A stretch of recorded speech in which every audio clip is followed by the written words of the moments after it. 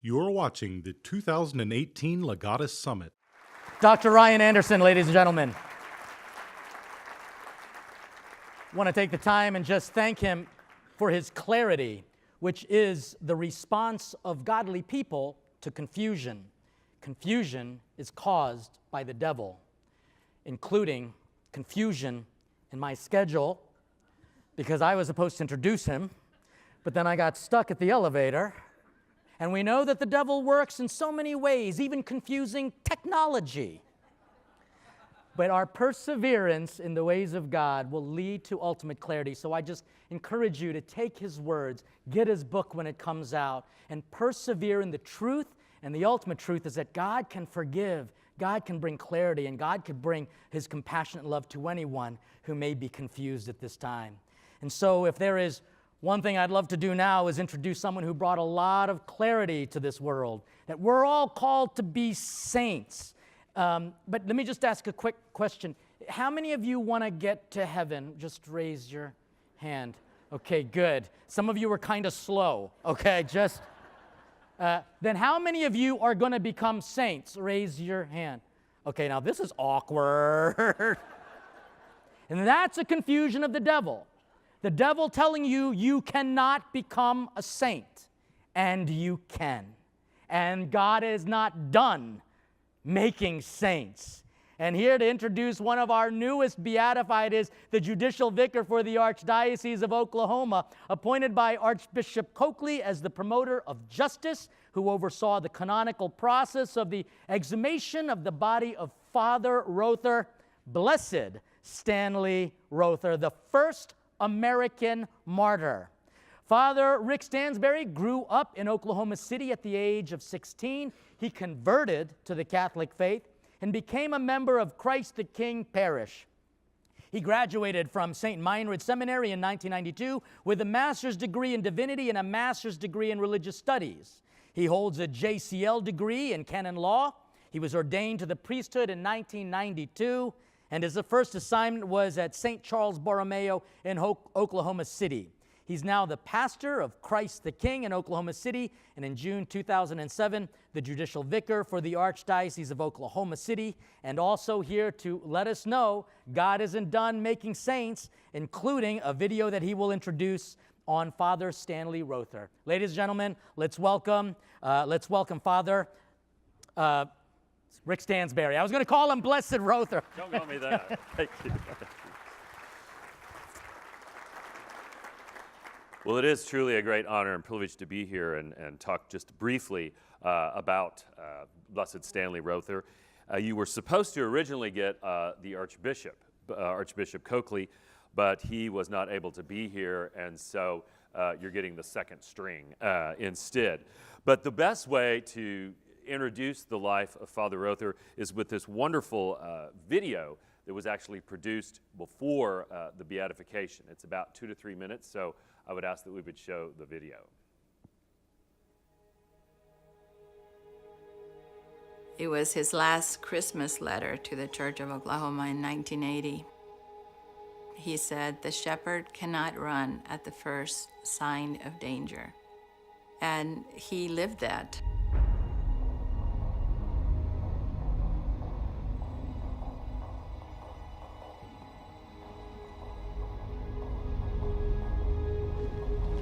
The Army was stating that they were there to protect the people, and Father Stanley says, if you're here to protect, why are my people disappearing?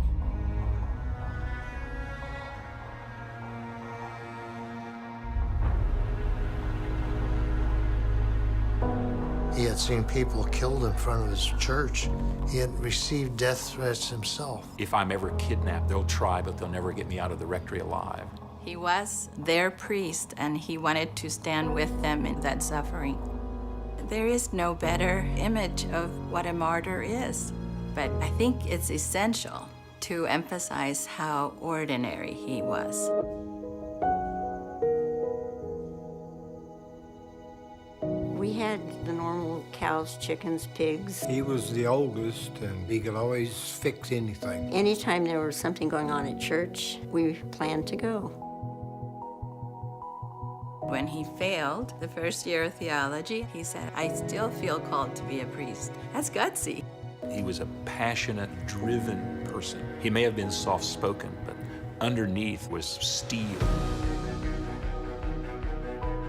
Father Rother went to Guatemala to serve the people. Working the field, translating the New Testament, establishing a hospital. He did preach, but he also lived the gospel.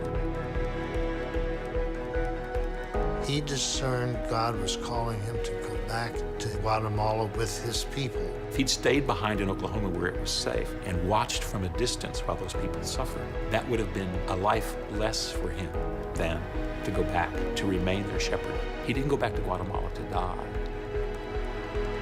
He went back to Guatemala to live. The beatification of Stanley Rother is of tremendous importance to all of us who are the body of Christ. The fact that a regular guy from a small town can hear God's call and say yes until it called for his martyrdom. We're not all called to be martyrs, but we are all called to answer that yes.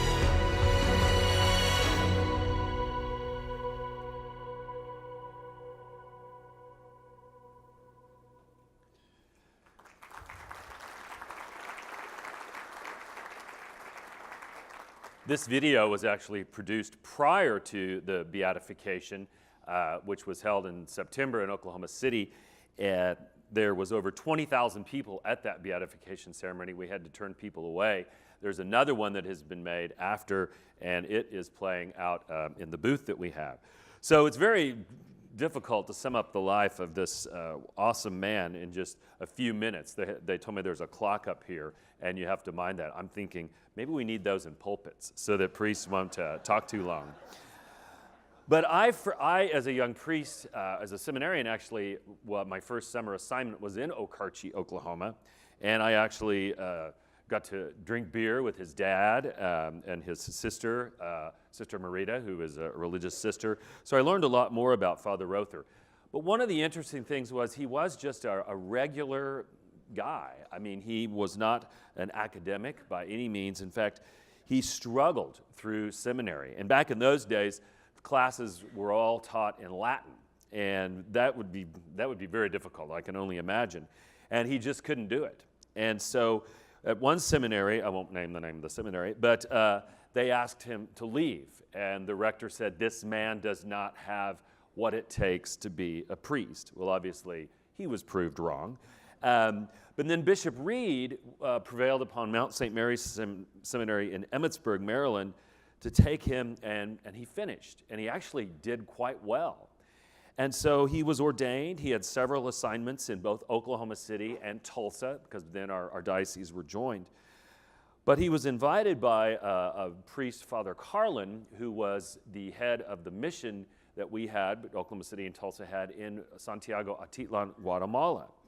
And so that was interesting to Father Rother, but he was a little nervous because there again, he couldn't do the Latin, and he had to go down there and learn Spanish and Tutzahil, which is a very difficult language, and only 30,000 people in the world speak that language. And so not only did he go down there, and at first it was very difficult because he noted, in fact, there's a wonderful book that we have available. He noted that while he was in the rectory and they were having dinner and things, he saw all the suffering that was going on outside, and he was frustrated that there was more talking about what to do about the suffering than doing about it. So he put that into action. He translated the New Testament into the Tutzahil language himself, which for someone who was not an academic or a linguist, that's a miracle in and of itself. And he soon saw, as you know, in the early 1980s, late 1970s, there was a lot of martyrs, people that were killed, sisters, priests, lay people, missionaries in Central America.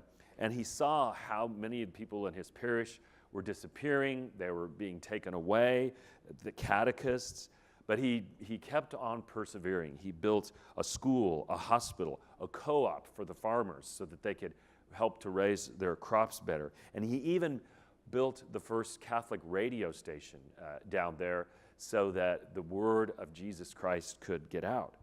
But that was threatening to some people. And it's not like he went to and protested in front of the Capitol and things like that, but he stood up for the message of Jesus Christ, and that message threatened some of the people who were in charge. So he came home, and he knew that when he came home to Oklahoma for a visit that he had been put on the death list.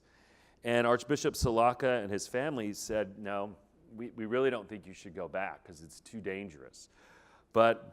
And he could have had any assignment that he wanted. I mean, he could have said, I want the cathedral, or I want, to retire, or whatever. But no, he said, a shepherd cannot run from his flock. So he went back, and it was about 3 months later that they broke into the rectory, and he wasn't even sleeping in the room where he normally slept. He slept in another room. They found him in the room. They shot him 3 times, and one of the shots killed him almost instantaneously. And if that wasn't bad enough, then just to make sure that he was dead, they stabbed him several times, they beat him, and they also just basically mutilated his body. And the interesting thing about that is there was no trial ever held to find out who did it. There was no even investigation that went into that. And so the people were devastated, and they wanted to keep him there with them, but of course his family wanted him in Oklahoma, so they compromised, and so they kept his heart in Santiago Atitlan, initially just like in a jar. And I think now they've probably jazzed it up a little bit now that he's blessed. But and I've been told, now I haven't seen it officially, but I have been told that the blood in that heart has never completely congealed. So his body was brought back to Okarche, Oklahoma, and he was buried. And so the word got out more and more about him. He was a very unassuming man. He wasn't a showboater. He wasn't a politician. He didn't like to see his name out in front of everyone, but he was a very humble man. And so eventually more and more people started learning about him. So Archbishop Beltran several years ago began the canonical process for his beatification and canonization. And over 100,000 pages of testimony were taken because we had to prove, the difficulty was, if he had just died because of a, quote, political cause, he would not have been a martyr. But since he did die for standing up for the gospel, then he was declared a martyr. And so, that, like I said, they interviewed many, many witnesses. It was sent to Rome. It took quite a while because the congregation studied those things very, very seriously. And in 2016, Pope Francis approved the first American-born martyr and the first priest ever to be beatified. We beat Solanus Casey by just a matter of months. But the fact that we're having so many now from our country is awesome. And I was, as I could say, a part of because when you are beatified, the body has to be exhumed, examined, documented, and then relics are taken. I can't go into great detail because I had to sign an oath. But the reality is it was a very emotional and beautiful day. And so now prayers are going out for his intercession because now he needs a miracle to advance to the next step. You don't need a miracle if you're declared a martyr for the beatification, but he will need one now. But I just think in conclusion, the lessons from his life is that, none of us can run from our problems. If we have a dream, don't let others try to tell us that we can't do them, and always stand up for the gospel and what is right, no matter what the consequences. Just for your information, we have this wonderful book that was written by the lady who narrated the video, Maria Ruiz Scaparlanda. And we have a booth out here, and we have copies for these. You can take them. They're free, and we'd love to have you take them, learn more about the life of Stanley Rother. I told Peter DeCairtree, our man who's manning the booth, somebody left a stack of these in the men's room. I don't know what that's all about, but at any rate, there is a stack in the men's room apparently too. But at any rate, we would invite you to stand by, to come by our booth and learn more about this awesome man. And I've gone 1 minute over, so thank you very much. Thank you. Thank you. Please join us for the 2019 summit at the Monarch Beach Resort in Dana Point, California, January 24th through the 26th, 2019.